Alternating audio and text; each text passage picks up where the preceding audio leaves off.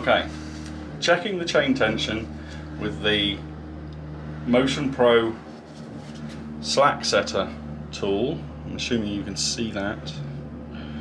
The first thing you do is rotate the wheel to find the tightest bit of the chain.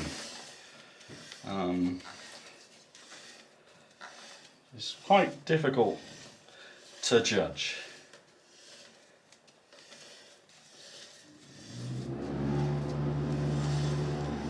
It all seems pretty much as slack as everywhere. Now just pick an arbitrary place. Okay, you measure at the center of the chain. So you measure from the center of the front sprocket to the center of the rear sprocket.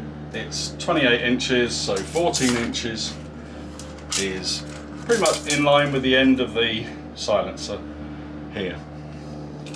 Not silencer, the exhaust box catalytic converter. I have actually no idea what's in there. Okay, so attach the slack setter tool in the middle of the chain, lift it up, make sure that the tube is pushed down, and then holding it in place, slide the chain down. You don't need to put too much pressure on it.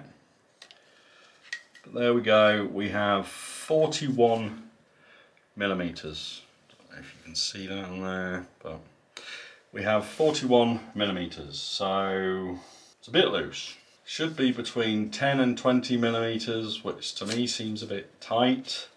At the moment it's not loose enough to jump off either of the sprockets, so I may leave it for now because it's due a service soon anyway. Or I might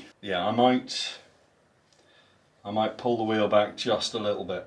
But for now, we've measured the chain, so we know it's loose, but not drastically loose. It'll be fine.